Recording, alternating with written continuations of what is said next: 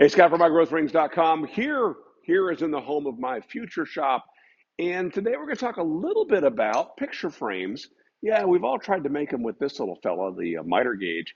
And it can be a challenge because a little teeny error here gets multiplied around four corners of a frame and can often lead to a mess. So back in the 1990s, Jim McCann from Shopsmith came up with this clever fella called the Miter Pro. In this video, we're going to talk about this, how it came about, a little bit about its use, and then in the follow-up video, not the Q&A, but the follow-up video that'll come after this,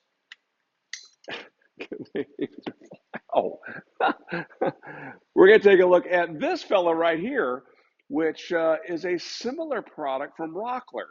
Now, as Shopsmith owners, is this an alternative for us? And if you don't own a Shopsmith, is this the right choice? We'll find that out in the next video. But first, let's take a look at the Miter Pro.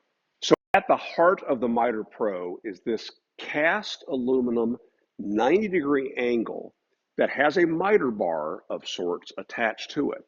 Now, to this was added an extruded fence, and the fence gives us the ability to add a stop. Now, it's interesting, the patents for this were kind of fascinating because Jim McCann's first approach to this was to make it as something that would be attached to a miter gauge. So the back face of this triangle would mount against the Shopsmith miter gauge.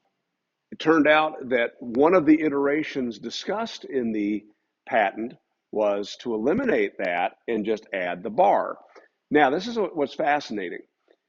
I received this one through eBay and found that the previous owner had made a modification. You can see here, they made a slot in both ends of the bar, not terribly accurately, I might add. They made a slot, and then they drilled a hole and added a couple set screws to apply pressure against that bar and to expand it.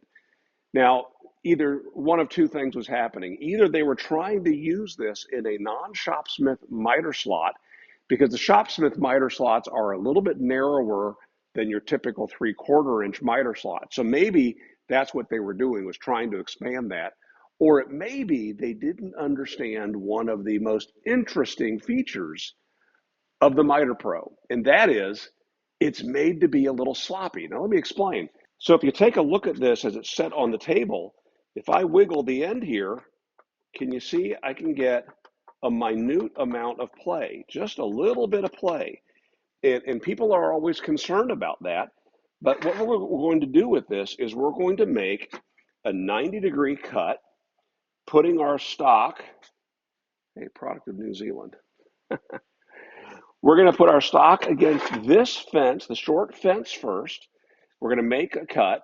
Then we're going to swing our material around and put it against this adjustable stop. And we will adjust that to the length we want. And we'll make our second cut. That'll give us then a perfect 90-degree to the next face that we cut here. And then we'll cut the next piece here. Those two, as long as this is 90 degrees, if it's a little bit out of kilter when we make the cut, they will correspond and give us two angles that'll add up to 90 degrees.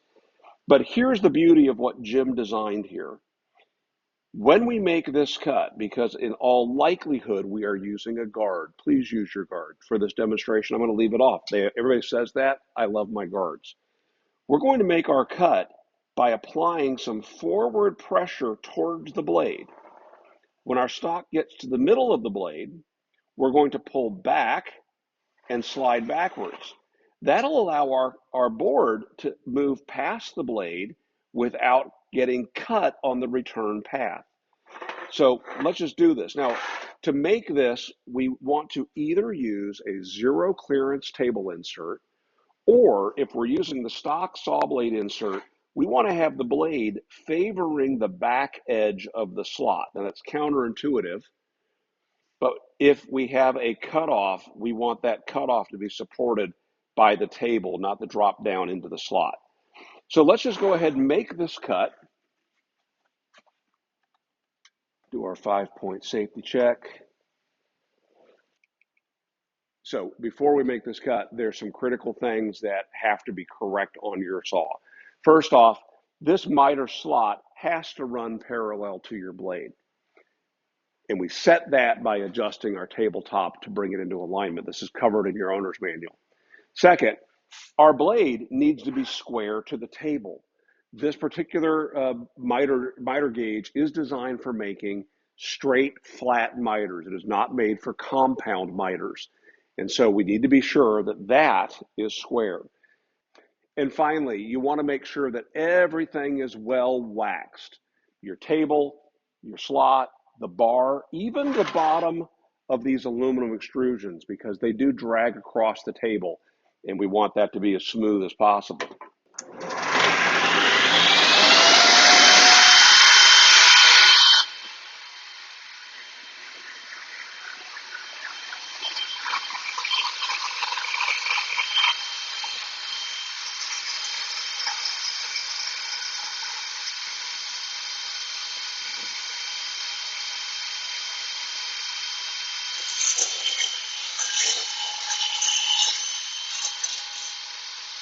Pull back. There we go. All right, following that cut, we're going to swing our board over to this side, and here we can set our stop. Now you notice the stop has a carriage bolt on a knob, and we can take that carriage bolt, drop it down through the slot, and then we can slide our stop. And once we've gotten this position where we want it based on our measurements, and by the way, the manual goes into a ton of detail on how to measure for various sizes. This is going to tuck tightly against that stop. Again, holding it against the stop, we're going to be pushing forward on our cut and then pulling it back. Make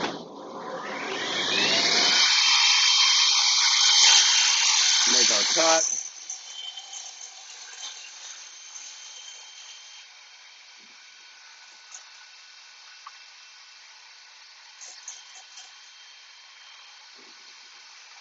Like so. Now you would think that we got a miter here, but if we're working with molding, if we've got something with a rabbet in the back in order to be used as picture frame material, we do this with the rabbet side down. Well, here okay, this isn't picture frame stock, but this will give you the idea. This was some leftover stock that I had from framing around a window on a door. And you can see if this were the rabbet that we would be attaching our picture, we're going to make these cuts with this end with the rabbet down, but the rabbet away from the fence. That cut that we get from this side on the second cut has the miter facing the wrong direction. We need a miter going this way. So we need to bring that stock back here, and we'll make our next cut.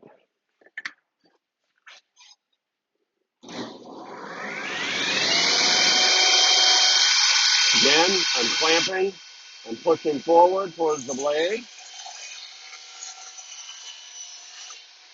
pulling back.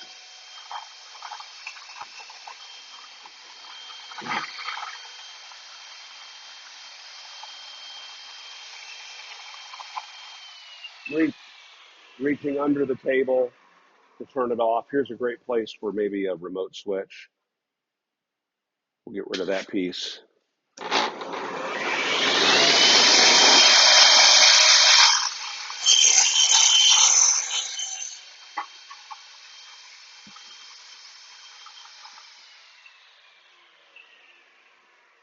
So now we have two pieces that are cut to exactly the same length.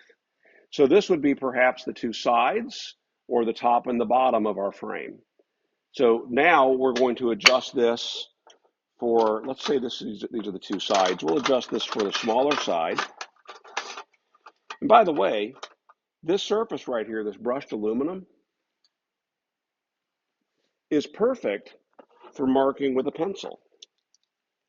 You can see we can make a mark if we're going to be making repeated cuts and we need to come back and re-register to these cuts.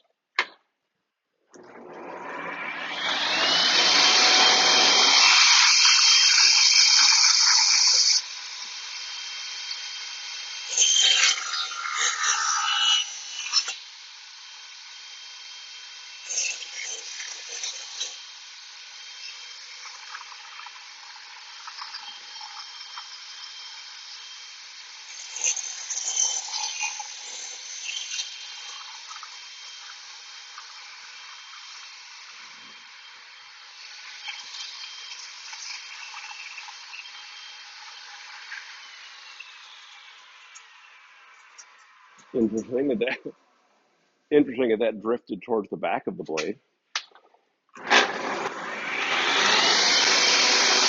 Got some tear out here. Let's get rid of that.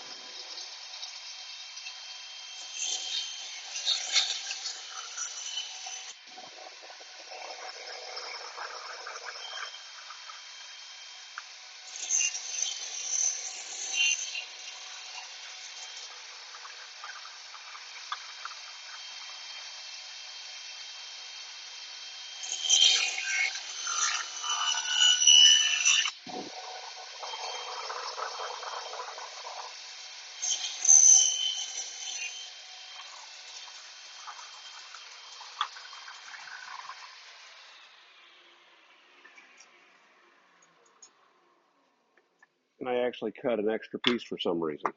I guess just getting in the groove. So let's check this out. It's, that's not where you would normally put that.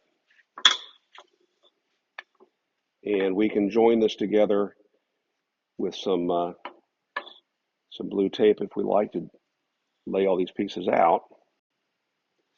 All right, a little bit of blue tape at each joint. Let's go ahead and roll this up.